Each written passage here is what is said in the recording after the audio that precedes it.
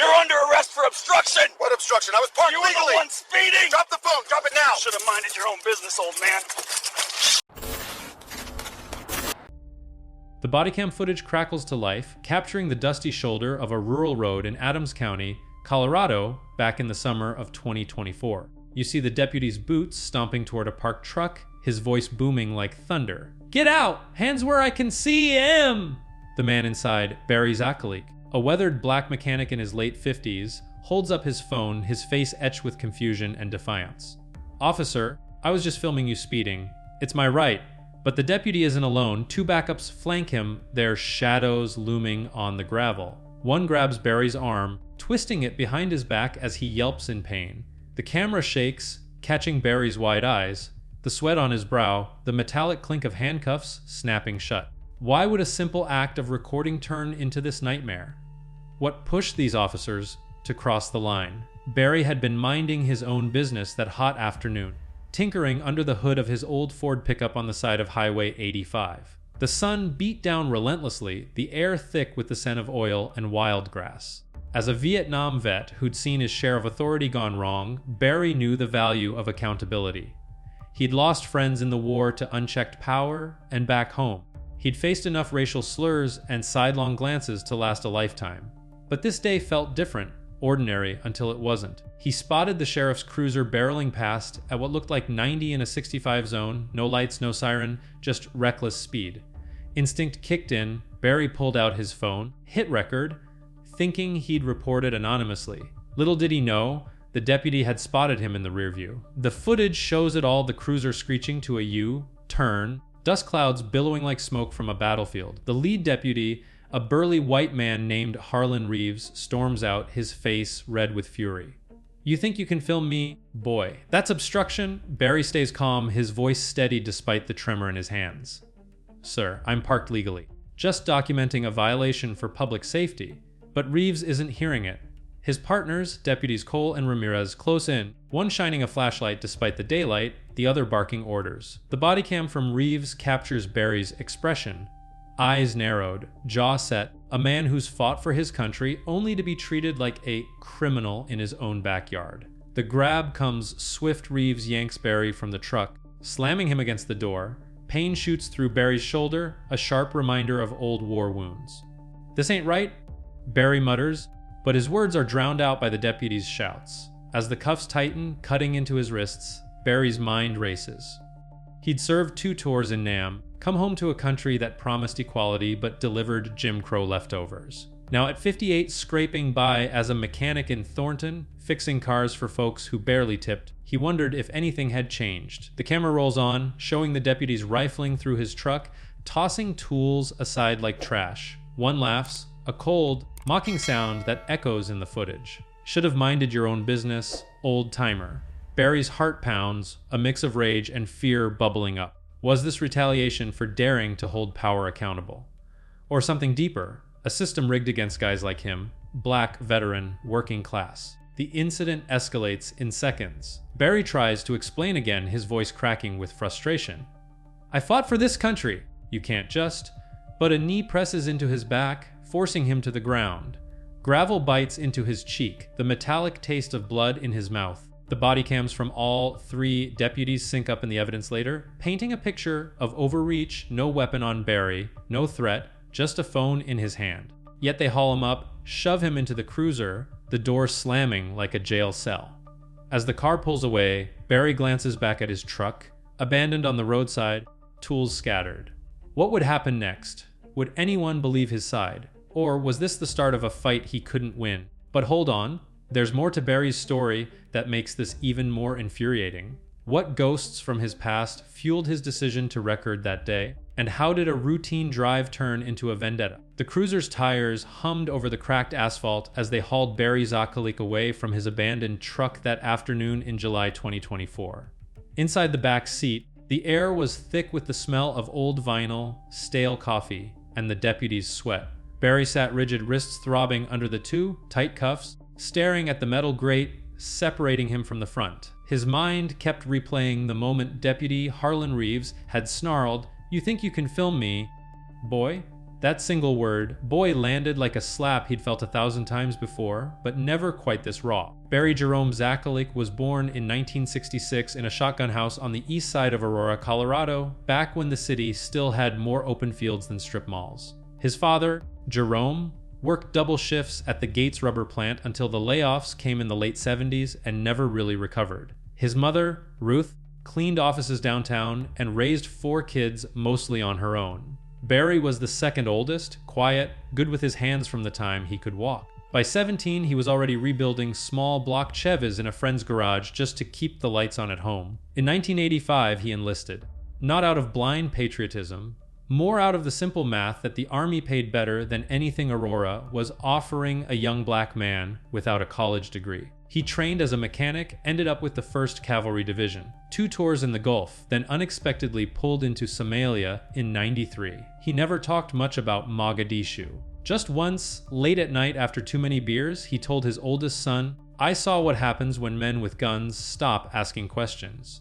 After 12 years, he took an honorable discharge, came home with a bad left shoulder, a Purple Heart he never framed, and a quiet certainty that authority could turn on you faster than a misfiring carburetor. Back in Colorado, he married Denise in '98. She was a nurse at University Hospital, soft-spoken, steady, the kind of woman who could calm a room just by walking in. They had 2 boys, Malik, now 24, working construction in Denver, and Trey, 19, still at community college studying criminal justice, ironically. The marriage lasted 17 years before the long shifts, the money stress, and the unspoken weight Barry carried from the war pulled them apart.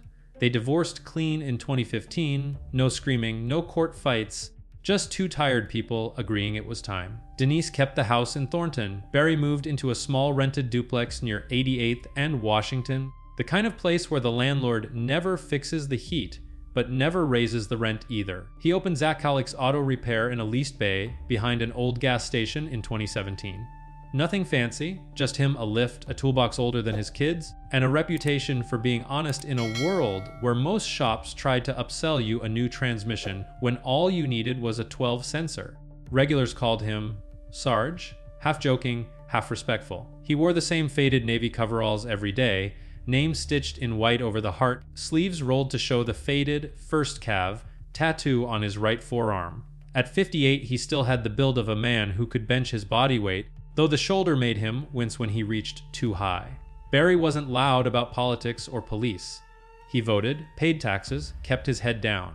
But he carried a small digital voice recorder in his pocket for years, ever since a cousin in Memphis got pulled over in 2016, roughed up, and charged with resisting when the body cam malfunctioned. After that, Barry started filming traffic stops he witnessed, always from a distance, always anonymously uploading to a private YouTube channel he never promoted. If they're doing right, he told Malik once, they got nothing to hide. That philosophy is what made him lift the phone on July 12, 2024. The deputies didn't know any of this when they booked him at the Adams County Detention Facility that evening. To them, he was just another guy who should have minded his business. They charged him with felony obstruction of a peace officer, interference with public duties, and resisting arrest, 3 counts that could put a first-time offender behind bars for years. Bail was set at a $15,000. Barry didn't have it. He spent the first night on a concrete bench, listening to men cough and argue in the dark, the fluorescent lights never dimming. Word spread fast in Thornton. By the next morning, a grainy clip from Barry's own phone, somehow it kept recording even after they snatched it, was already circulating in local Facebook groups and text chains. People who'd had their brakes fixed by him for $20 less than the dealership were furious. "That's Sarge," one woman posted. "Man rebuilt my daughter's Honda after the insurance company totaled it. He don't bother nobody." Meanwhile, Deputy Harlan Reeves went home, showered, and slept like nothing happened. Bodycam policy required upload within 24 hours, but the footage from all 3 deputies mysteriously stayed under review for 3 days. When it finally dropped, after community pressure and a call from a local news station, the video told a story very different from the initial police report. And that's when things started to crack open. What happened next would force Adams County to confront a question they'd dodged for years. When a citizen records the police, who really gets punished? Type justice. in the comments if you think Barry should have walked away free that same day. Have you ever filmed something the police didn't want seen? Drop it below. I'm reading every one. The bodycam footage from Deputy Harlan Reeves' chest rig tells a chilling tale of that July day in 2024.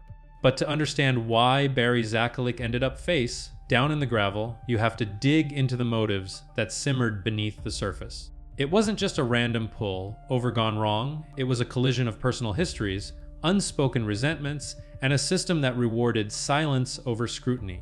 Barry's decision to hit record wasn't born in that moment. It was forged in the fires of a lifetime of triggers, each one stacking like dry tinder waiting for a spark. Flashback to 1991, during Barry's first tour in the Persian Gulf. He was 25 stationed near Kuwait City, fixing Humvees under a sun that felt like God's own blowtorch. One night, his unit rolled into a checkpoint run by local forces allied with the coalition. A young Iraqi driver, no older than Trey would be years later, got pulled over for suspicious behavior. No weapons, no threats, just a nervous kid in a beat-up Toyota. The officers roughed him up anyway, smashing his phone when he tried to call home. Barry watched from the sidelines, tools in hand, biting his tongue because orders were orders. But that image stuck. A man stripped of dignity for daring to document. If only someone had proof. He thought later, staring at the stars. That regret gnawed at him, turning into a quiet vow when he got stateside. Never again would he stand by without evidence. Fast forward to 2014, back in Thornton. Barry had just buried his father, Jerome, after a long battle with lung cancer from those factory years. The old man had always preached, "Keep your head down, son. System ain't made for us." But Barry was starting to crack under the weight. His shop was struggling, big chains like Jiffy Lube undercutting him left and right. Then came the incident that flipped the switch. A white customer, some suit from downtown Denver, accused Barry of overcharging for an oil change. Words escalated. The guy called the cops. 2 Adams County deputies showed up. Not Reeves, but guys cut from the same cloth. They took the customer's side without question, threatened Barry with arrest if he didn't refund the money. No body cams back then, or at least none released. Barry lost $200 and a chunk of pride that day. Lying awake that night, the house silent without Denise's soft breathing beside him, he whispered to himself, "Next time, I'll have proof." Those memories flooded Barry's mind as he sat in the holding cell that first night after the arrest. The fluorescent buzz overhead felt like a drill in his skull. Why me? He wondered. But deep down, he knew because he looked like he did, talked like he did, and refused to cower. The racial undertones weren't subtle. Reeves' use of boy wasn't a slip, it was a weapon, honed in a county where traffic stops disproportionately targeted black drivers. Stats from back then showed Adams County deputies pulling over minorities at twice the rate of whites, often for minor infractions that escalated. Barry had seen it in his shop. Customers sharing stories of taillight stops turning into searches, all because of skin color. On the other side, Deputy Harlan Reeves had his own triggers fueling the fire. At 42, he'd been on the force for 15 years, starting as a patrolman in Brighton. Harlan grew up in rural Weld County, son of a farmer who lost everything in the 80s drought. He joined the sheriff's office seeking stability, but the job wore him down. Constant scrutiny from those damn activists, with their phones, always filming, always questioning. Just 2 months before the incident, Harlan had been reprimanded for a high-speed pursuit that ended in a minor crash. No injuries, but the dashcam footage went viral locally, painting him as reckless. His wife, Karen, a teacher in Commerce City, had begged him to slow down. "You're gonna get hurt or worse," she'd said. But Harlan felt the pressure, quotas unspoken but real, the need to prove he was tough in a department where promotions went to the bold. That day on Highway 85, Harlan was rushing to a domestic call. Nothing urgent, but he hated being late. Spotting Barry's phone aimed at him felt like another attack on his authority. In his mind, it wasn't just filming, it was undermining the badge, the thin blue line that kept chaos at bay. "These people think they can judge us," he muttered to Cole and Ramirez as they sped back. Cole, a younger Hispanic deputy from Pueblo, nodded uneasily. He'd faced his own share of discrimination, but stayed quiet to fit in. Ramirez, the veteran of the trio, had seen too many lawsuits from entitled civilians and backed Harlan's play without question. Barry's internal storm raged as he waited for his one phone call. He thought of Malik and Trey, how he'd raised them to stand tall but smart. Don't give 'em a reason, he'd say. But now, this was the reason existing while black, veteran, and vigilant. The trigger pulled when Reeves spotted him, a perfect storm of racial bias, ego, and fear of exposure. But here's the twist that no one saw coming. While Barry stewed in jail, his phone's video didn't just circulate locally. It landed in the inbox of a civil rights attorney in Denver, a woman named Elena Vasquez who'd been building a case against Adams County for years. She watched the footage, her blood boiling. This wasn't isolated, it was patterned. And she had proof from inside the department that would blow the lid off. What secrets did those internal files hold? And how would they change everything for Barry? The bodycam footage from Deputy Harlan Reeves picks up right where the tension bowls over, timestamp July 12, 2024, 3:47 p.m., on that sun-baked stretch of Highway 85 in Adams County, Colorado. The camera jiggles as Reeves slams his cruiser door, his heavy breathing audible over the crunch of gravel under his boots. He's not alone. Deputies Cole and Ramirez flank him, their shadows stretching long in the afternoon light like predators closing in. Barry Zatkalik, still seated in his parked Ford pickup, phone in hand, freezes for a split second. The air shimmers with heat, carrying the faint tang of exhaust and dry earth. Sir, I'm just documenting. Barry starts, but Reeves cuts him off with a bark that echoes like a gunshot. Out of the vehicle, now! Reeves yells, his face flushing crimson, veins bulging in his neck. The bodycam captures it all in stark detail, Reeves' gloved hand yanking the truck door open with a metallic groan, the way Barry's eyes widen, not in fear, but in that steely resolve Hun from Battlefield Chaos. Barry, his coverall smeared with grease, slowly raises his free hand, palm out. Officer, easy. I'm complying. But this is public property and filming is legal. His voice is calm, measured, like he's talking down a jumpy recruit in Nam. But inside, his heart thunders, adrenaline surging like it did during night patrols. Every sense heightened, the world narrowing to survival. Cole, the younger deputy, circles to the passenger side, his own cam rolling, flashlight beams slicing through the cab despite the daylight.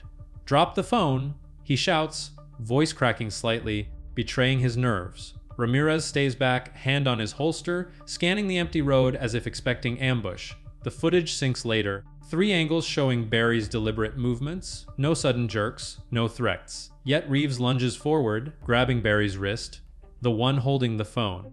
Pain flares up Barry's arm, a white, hot stab that yanks him back to that shrapnel wound in '93. He winces, the phone tumbling, but still recording from the floorboard, capturing boots scuffling and muffled grunts. You're under arrest for obstruction, Reeves growls, twisting Barry's arm behind his back. The crackle of radio static punctuates the chaos. Unit 47, we've got a 10 to 15 on Highway 85. Barry's breath comes in sharp bursts, the scent of Reeves' cheap aftershave mixing with his own sweat. What obstruction? I was parked. You were the one speeding. Barry protests, his words laced with the raw edge of betrayal. This wasn't just a stop, it was vengeance, pure and petty, for daring to capture a deputy's lapse. The camera shakes as Reeves shoves Barry against the truck's hot metal side, the door panel denting slightly under the force. Barry's cheek presses into the paint, flaking rust biting his skin, the heat searing like a brand. Deputies Cole and Ramirez pile on now, Cole pinning Barry's legs while Ramirez snaps the cuffs. Too tight, digging into flesh. Stop resisting. Ramirez yells even as the footage shows Barry going limp, compliant. A knee drives into Barry's back, forcing a gasp from his lungs, the air whooshing out with the dust. Pain radiates through his old shoulder injury, a grinding ache that makes stars explode behind his eyes. I ain't resisting. Get off me. Barry roars, his voice breaking for the first time, fury bubbling up from decades of swallowed pride. The world blurs, the deputies' shouts blending into a cacophony, the distant hum of a passing semi, the metallic click of cuffs locking. Blood trickles from a split lip where gravel met face, tasting coppery and bitter. Peak hits when Reeves rifles through the truck, tossing Barry's toolbox onto the road with a clatter of wrenches and sockets scattering like shrapnel. Should've kept driving, old man. Reeves mutters, loud enough for the mic to catch. Cole laughs nervously, but Ramirez hesitates, his cam showing a flicker of doubt in his eyes. Barry, now on his knees, head bowed, feels the humiliation burn deeper than any wound. This was it. The system stripping him bare, not for a crime, but for standing up. Rage coils in his gut, mixed with despair for his sons, for every vet who came home to this. The escalation, frame by frame, lays bare the power imbalance, the unchecked aggression. As they haul him into the cruiser, doors slamming with finality, Barry's mind screams one question: how far would this go? The footage cuts as they drive off, but the real storm was just brewing. What would you do if you were Barry in that moment? Fight back harder or stay calm like he did? Let me know in the comments. Your stories keep this real. The cruiser doors slammed shut behind Barry Zatkalik as deputies Reeves, Cole, and Ramirez sped off from the scene on Highway 85 that fateful July afternoon in 2024. Dust settled slowly on the abandoned Ford pickup, tools glinting in the sun like forgotten casualties. Barry's phone, now in evidence lockup, had captured every brutal second, but in that moment, no one knew if it would ever see the light of day. The immediate aftermath hit like a shockwave, rippling through lives in ways no one could predict, leaving scars that time alone couldn't heal. At the Adams County Detention Facility, Barry was processed like any other suspect. Fingerprints smudged on ink pads, mugshot under harsh lights that made his grease-streaked face look gaunt and defeated. The holding cell reeked of bleach and despair, echoes of clanging bars and distant shouts amplifying his isolation. His shoulder throbbed relentlessly, a deep ache that ibuprofen from the infirmary barely touched. War wound acting up, he muttered to the nurse, but she just nodded curtly, jotting notes. Bail was of $15,000, more than 2 months' rent and shop bills combined. Barry called Denise first, his ex-wife's voice cracking over the line. What? Arrested for what? She promised to scrape together what she could, but it meant dipping into the boys' college fund. Malik and Trey arrived within hours, faces etched with worry and anger. Dead, this is bullshit, Malik whispered through the plexiglass during visitation, fists clenched. Trey, studying criminal justice, shook his head. They violated procedure. We gotta fight this. Word exploded in Thornton like wildfire on dry prairie. By evening, Barry's regulars at Zatkalik's auto repair were buzzing. Old Mr. Jenkins, a fellow vet who'd had his '72 Chevy tuned up last week, posted on the local Facebook group, Sarge got jumped by the badges for filming him speeding. Who's next? Shares piled up, comments flooding with stories of similar stops. Black drivers profiled, vets dismissed. The shop phone rang off the hook. Customers offered to cover shifts, but with Barry locked up, the bay doors stayed shut. Bills loomed rent due in a week, parts suppliers calling for payments. Denise juggled her nursing shifts to watch the duplex, feeding Barry's stray cat that wandered the yard. He don't deserve this, she told a neighbor, tears welling. The family fracture from the divorce reopened, raw and painful. Barry's absence a reminder of how fragile their patched together lives were. On the deputy's side, the chaos was quieter but no less turbulent. Harlan Reeves clocked out, drove home to his split level in Brighton, the cruiser's AC blasting to cool his simmering rage. Karen greeted him at the door, kids in the background watching cartoons. Rough day, she asked, sensing the storm. He grunted, cracking a beer, replaying the arrest in his head. Some guy thought he was a hero with his phone. But doubt crept in. Cole had whispered in the locker room. That twist on his arm looked bad on cam. Ramirez, the senior, filed the report late, omitting the boy, slip but inflating Barry's resistance. Internal whispers started. The sheriff's office had faced lawsuits before, like that 2022 case where a bodycam exposed excessive force in a similar stop. Reeves tossed in bed that night, the metallic tang of fear in his mouth. What if this blew up? His pension, his rep, gone. The video leak changed everything overnight. Barry's phone had uploaded a partial clip to his cloud before they seized it. By morning it was on local news sites, blurred but damning. 3 deputies swarming a lone mechanic, no visible threat.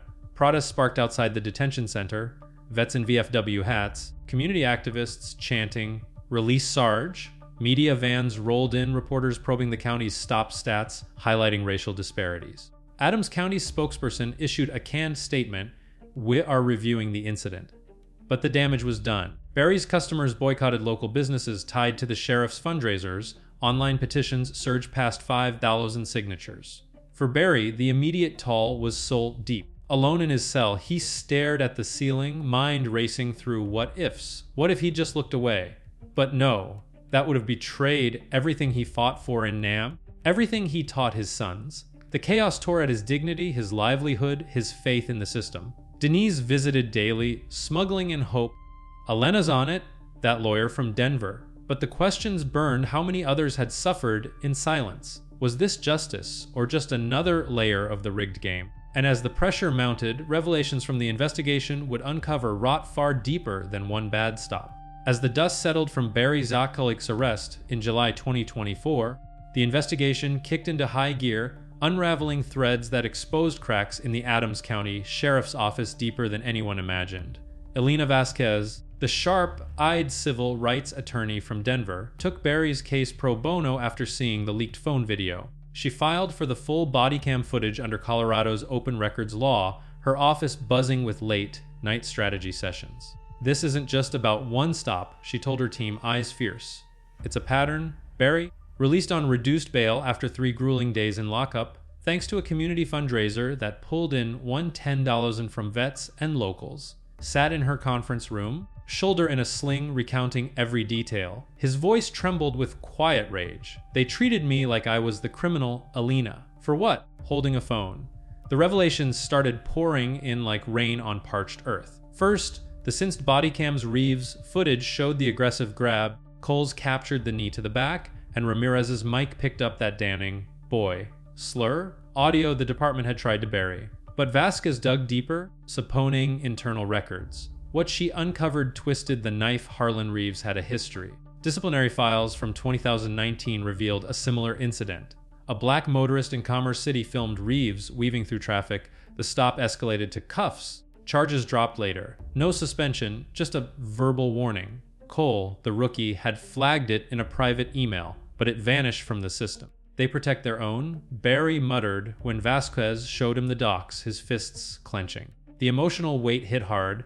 Decades of service to a country that let this slide again and again. Twist number 1 came from an unlikely source, Deputy Ramirez himself. Under pressure from an internal affairs probe sparked by the viral video, he cracked during questioning. Reeves was pissed about the filming. Ramirez confessed in a recorded interview, his voice heavy with regret. He said, "These types always think they're above the law. The types hung in the air like smoke, racial bias laid bare." Ramirez, facing his own suspension, revealed a group chat among deputies joking about phone warriors, with memes mocking citizens' rights. The evidence deepened Barry's despair. This wasn't rogue action, it was culture. Lying awake in his duplex, the walls closing in, Barry felt the isolation of a vet betrayed. "I bled for this flag," he whispered to the dark, tears stinging. But hope flickered too. Malik and Trey rallied, organizing town halls where stories flooded out. Elderly black men harassed, vets ignored. The big twist dropped in September 2024. Whistleblower docs from inside the sheriff's office leaked anonymously to Vasquez. They showed a quota system, unofficial, but tracked for proactive stops in minority neighborhoods, rewarding high numbers with overtime. Reeves topped the list for 3 years running. Stats painted the picture in Adams County. Black drivers like Barry were 40% more likely to be searched, even when stops were for minor issues. The revelations ignited fury county-wide. Protests swelled, vets marching with signs reading, "Sarge deserves better." Media dove in, interviewing Barry on local TV. "I fought overseas so we could be free here," he said, voice steady but eyes haunted. The emotional toll? Crushing. Denise confided to friends, "He's changed. Quieter, like the war never left him." As the case built, the county squirmed. Sheriff Harlan, no relation to Reeves, but a longtime boss, issued apologies in press conferences, but they rang hollow. Vasquez pushed for depositions, uncovering training lapses. Bodycam policies ignored. De-escalation skipped. Barry's internal storm raged. Danger at the system, grief for lost trust, a spark of vindication. "Maybe this changes something," he told Trey one night over lukewarm coffee. But the final bombshell, evidence that Reeves had deleted dashcam footage from prior stops, tampering that could end careers. Would justice finally tip the scales? What do you think was the biggest revelation here? The quotas or the group chat? Share in the comments, and let's discuss how this hits home for you. By late November 2024, the storm surrounding Barry Zatkalik's arrest in Adams County, Colorado, had built to a breaking point, but justice, or what passed for it, came swiftly without the drama of a courtroom showdown. Elena Vasquez, Barry's attorney, negotiated hard behind closed doors, leveraging the damning body cam footage, the leaked internal docs, and the mounting public outcry. The county, eager to avoid a messy trial that could expose even more skeletons, offered a settlement. The 80,000 in damages, a formal apology from the sheriff's office, and dropped charges against Barry. No admission of wrongdoing, of course, just regret for the incident. Barry signed the papers in Vasquez's office, the pen heavy in his hand, the room smelling of fresh coffee and stale printer ink. "It's something," he said quietly, but his eyes told the real story. Relief mixed with bitterness, like victory tainted by the knowledge that the system hadn't truly changed. The long-term effects rippled out like aftershocks. For Barry, the money covered medical bills for his aggravated shoulder injury, a new lift for the shop, and a bit left over to help Trey with tuition. Zatkalik's auto repair reopened stronger, with a steady stream of new customers drawn by the story, folks who saw him as a symbol of standing up. But the scars lingered, nights when he'd wake sweating, reliving the gravel on his cheek, the cuffs biting his wrists. He started volunteering at a local vets group, sharing his tale to empower others. "Don't let em silence you," he'd say, voice gravelly with emotion. Denise and the boys grew closer. The ordeal bridged old divides, family dinners becoming a weekly ritual. Malik even quit his construction gig to help at the shop, turning it into a father-son operation. Yet Barry carried a quiet anger, the kind that simmers, fueling quiet advocacy rather than loud protests. On the deputies' end, the fallout was uneven, highlighting the system's flaws. Harlan Reeves faced a 2-week suspension without pay and mandatory bias training, but he kept his badge, patrolling the same roads by early 2025. Cole transferred to another county, whispers following him like shadows. Ramirez retired early, citing health reasons, but insiders knew the guilt ate at him. The sheriff's office implemented reforms.